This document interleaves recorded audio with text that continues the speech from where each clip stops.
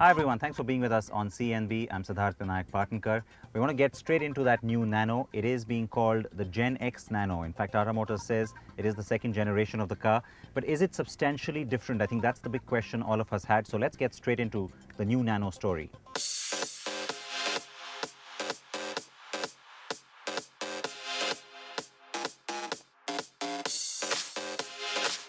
When the Tata Nano first arrived, it brought with it an idea, a message. And we all got so caught up in that idea that the car was then held up to very high standards. High standards for failure, I should say, because no one wanted to give it a chance. So it started slow, but has since been managing decent numbers. Though well off the original targets set by Tata. So, Tata has worked hard on making the car more desirable and appealing to the people it wants to sell the Nano to. Model year 2012 got better handling and ride. Model year 2014 had the addition of the power steering. And now we have what Tata is calling the second generation Nano. I'm not sure I want to call it that, but yes, Gen X is okay by me. The new car does have enough new bits to qualify. The most significant change that is immediately apparent is the styling and the fact that the rear now sports a hatch that can be opened. Tata says it had major feedback on this topic from existing users, and so it was imperative to do this. The 110 litres of boot space is no doubt limited, but the company says you can put in one carry-on suitcase and two handbags. The engine remains at the rear, of course, and sits below the boot space, but there is good insulation to keep the engine heat mostly out. The automated manual transmission or AMT version means that the engine compartment is a bit raised, which is why this variant has 94 litres of cargo room, and you can fold down the seats for more room. The car maintains its small footprint, overall shape and proportions. The bumpers though are new, and they house what Tata designers called the brand's Humanity line. This is finished in black with an infinity symbol motif. The new headlamps with black bezels are new, with a Nano name housed within the cluster. They are now connected to each other with a piano black grille-like strip that also houses the Tata logo. The car looks a bit grown up and mature, which is perhaps apt given the other changes. It has lost its cute character though. The seat and door trim fabric also gets the infinity motif. That's quite nicely done actually. The seats are also better contoured for added comfort. Now let's get the car on the road. I am driving the XTA variant, which is the top of the line with the AMT, which Tata has sourced from Italy's Magneti Marelli, which also supplies it to Maruti Suzuki.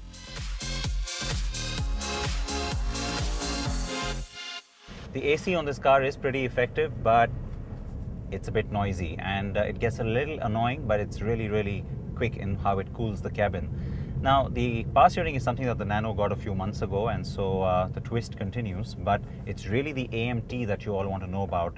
How does it perform? Now, as automated manual transmissions go, remember, it takes getting used to. You have to sort of, start to just get accustomed to how those gear changes happen, the kind of little gaps between gear changes. But the part that I found a little annoying is just the downshift, especially from second to first, where there is a bit of a pause and a little bit of a lag as the car starts to again pick up. And if you want that quick situation where you want to overtake or quickly accelerate, well, that's not necessarily going to happen.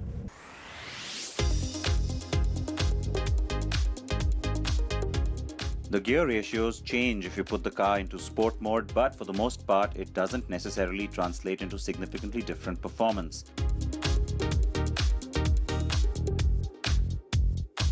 But yes, it does help when you're trying to accelerate quickly. Being in sport mode helps you to hold on to the lower gear to get a better burst of energy. On the whole, the car drives quite well given its size. The electric power steering is available on the mid variant as well now, and not just the preserve of the top end. The car's ground clearance remains a healthy 180 millimeters, and it still has a 4-meter turning radius that bests its class. I have to say that even though the 624cc engine remains unchanged, it now sounds better when you're inside the car anyway. The AMT uses a 5-speed gearbox and the manual a 4-speed still. The engine now has improved thermal management, which means it won't heat up as severely, and the car's radiator has been moved to the front. Tata says this helps distribute weight better and helps the cause of better handling. I honestly couldn't pick up any perceived change on that count. Handling has been improved by the car's chassis and frame, getting stiffer though. The changes in the body in white to integrate the new hatch door have also meant the rear needed to be strengthened.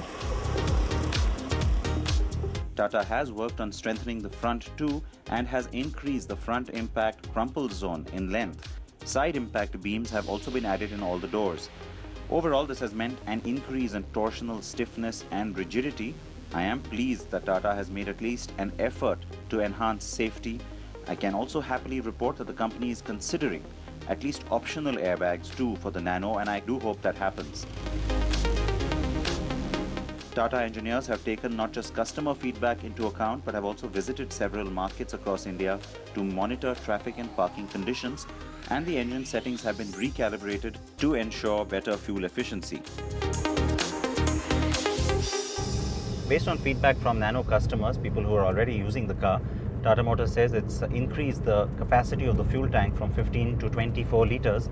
The feedback really specifically was that a lot of people said, look, we don't really want to refuel twice a week, we're happy to do it once. And so the claimed mileage figure from Tata is 23.6 kilometers to the liter of petrol. That's on the manual. On this AMT, it's 21.9. And compare that to the Alto 800, which sits in at about 22.74. And yeah, it's a pretty fuel efficient car, and it's perhaps one of the primary reasons a lot of people would consider a Nano in the first place. The car also now has Bluetooth enabled phone and music streaming functions only in the top end. I tried both and they work just fine.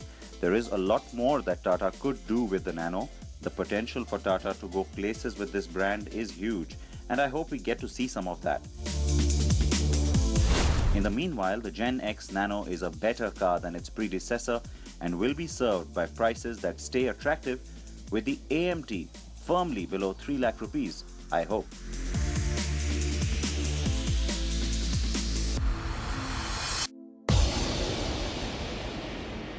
Now the Nano still comes in some of the new colors that were offered with the Twist variant, and that includes the nice blue and purple. There are 2 new colors. This is Sangria Red. It is actually really appealing. And then there is a new pink. It's called Persian Rose. Perhaps not one that I'm really keen to look at, but Tata says that there are female buyers for the Nano that it would like to attract with that color.